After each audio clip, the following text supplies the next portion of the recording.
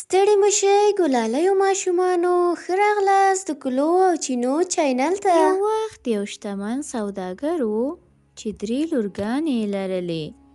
2 لورګانو یې د ښکلو جامو او زیوراتو سره ډېره مینه لرله، مګر کشره لور یې چې نوم یې ښکلا و، دا ډېره مهربانه او ساده نجلۍ وه.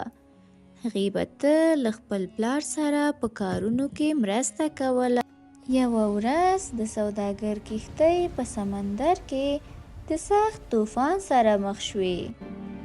کښتۍ خرابې شوې او سوداګر خپل ټول مال له لاسه ورکړ. د سوداګر کورنۍ یو کوچني او ساده کور ته کډه شول. ښکلا هره ورځ کور پاکوو او کارونه یې کول، خو د هغې خویندو به تل شکایت کوو او ناراضه به وې. یوه ورځ سوداګر واورېدل چې شاید کښتۍ بندر ته رسېدلې. هغه ښار ته د تللو تصمیم ونیوه. کله چې د خپلو لورګانو نه پوښتنه وکړه چې څه ورته راوړي، نو لورګانو یې قیمتي شیان وغوښتل او ښکلا یوازې یو سور ګلاب ترېنه وغوښتو. کله چې سوداګر بیرته کور ته را روان و، نو په یوه تیاره او د واورو ډک ځنګل کې لاره ورکه کړه. شپه تیاره وه او هره خوا یې لوی لوی ونې ولاړې وې. سبا کله چې سوداګر د ماڼۍ باغ ته لاړه، هغه یو ښکلی سور ګلاب ولیده. دغه ګلاب یې د خپلې لور ښکلا لپاره وشکوه چې یو ناڅاپه یو ویرونکې بلا د هغه مخې ته راښکاره شوه.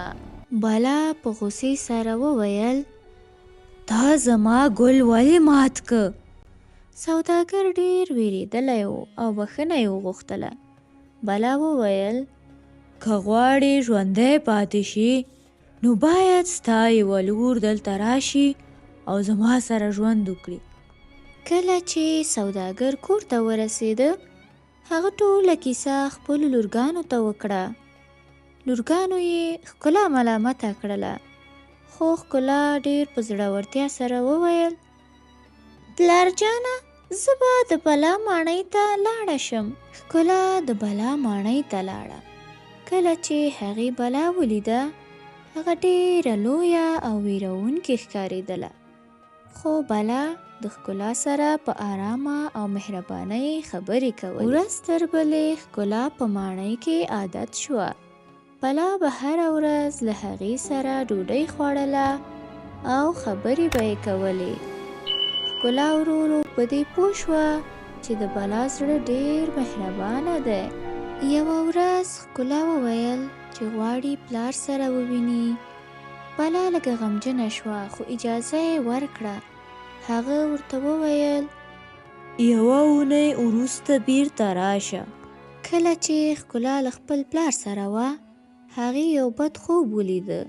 ویلیدل چې بلا د ماڼۍ په باغ کې کمزوری پروت دی او مړ کېږي. ښکلا ډېره وارخطا شوه. ښکلا بیرته زر زر ماڼۍ ته لاړه. هغې په باغ کې بلا کمزوری پیدا که چې پروت و. ښکلا په ژړا ورته وویل، مه مړه کېږه بلا، زه له تا سره مینه لرم. ناڅاپه یوه روښانه رڼا خپره شوه. بلا په یو ښکلي شهزاده بدله شوه.